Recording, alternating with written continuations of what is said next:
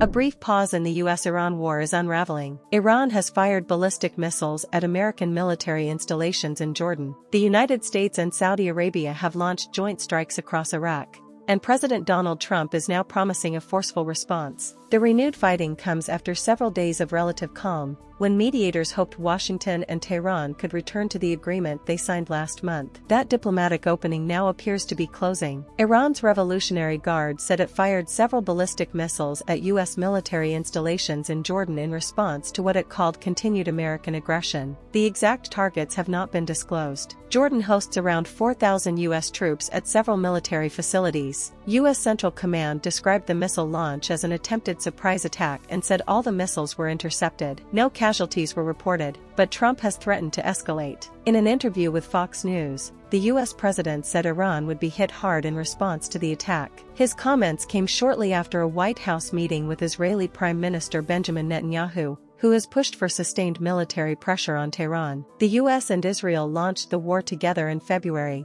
but they have not always agreed on how it should end. Netanyahu has opposed any settlement that allows Iran to retain parts of its nuclear program. Tehran maintains that its nuclear activities are peaceful. Trump has moved repeatedly between diplomacy and military threats. His administration has sought agreements it can present as a strategic victory, but the president has also threatened attacks on Iranian nuclear, oil and civilian infrastructure. After meeting Trump, Netanyahu described their discussion as excellent and said the two leaders shared the goal of ensuring that Iran never acquires nuclear weapons. סיימתי עכשיו פגישה מצוינת עם הנשיא טראמפ. כשאני אומר מצוינת, זה לא מן השפה אל החוץ.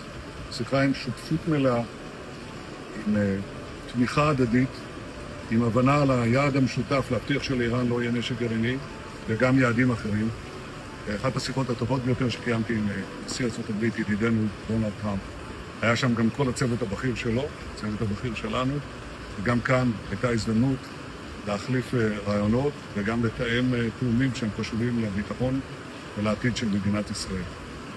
אני מכאן הולך יחד עם רעייתי שרה לטקס ההשכבה של ידיד נפלא שלנו, בנזי גרם, ואני בטוח שאני מייצג כאן את כל אזרחי ישראל.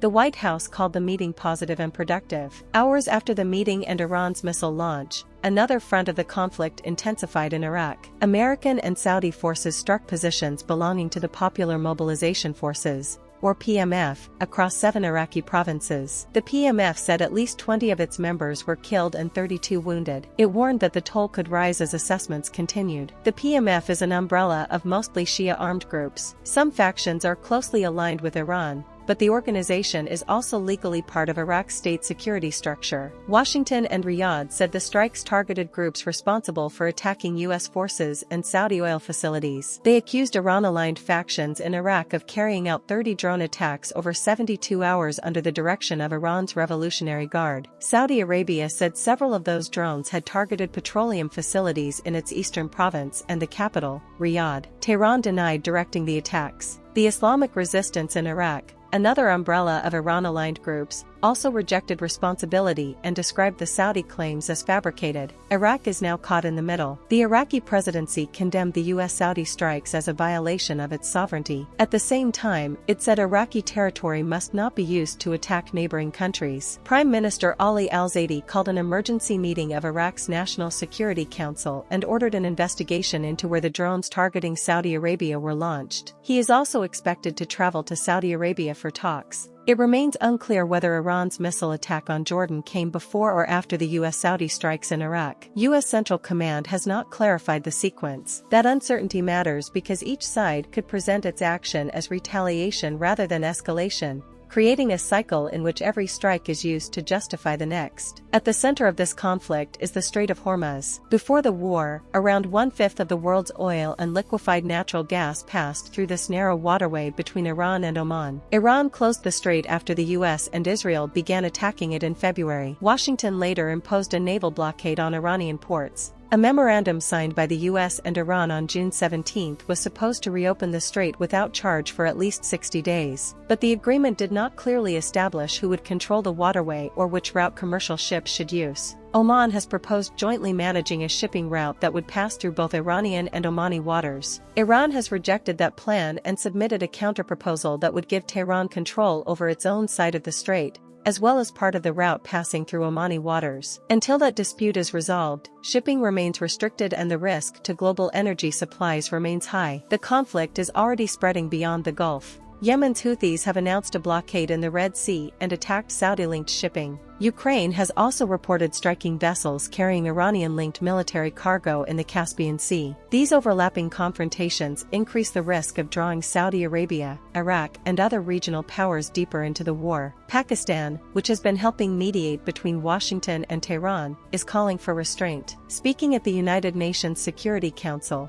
Pakistan's ambassador Asim Iftikhar Ahmad urged both sides to honor their commitments under last month's agreement. He also condemned attacks on Saudi Arabia and commercial shipping, warning against attempts to pull the kingdom into the wider conflict. Pakistan has a direct interest in de-escalation. A prolonged closure of Hormuz would raise energy and shipping costs, increase Pakistan's import bill and place further pressure on fuel prices and the rupee. Gulf states are also trying to prevent the crisis from expanding. The Saudi foreign minister has spoken with his counterparts in Qatar, Kuwait, and Bahrain. They called for continued diplomacy and the protection of shipping through both the Strait of Hormuz and the Bab el-Mandeb. But diplomacy is now competing with a fresh round of military action. Iran has attacked U.S. forces in Jordan. The U.S. and Saudi Arabia have struck Iran-aligned groups inside Iraq, and Trump is threatening an even stronger response. The danger is no longer simply that the ceasefire will fail. It is that repeated retaliation becomes the new normal, pulling more countries into a war that none of them can easily contain.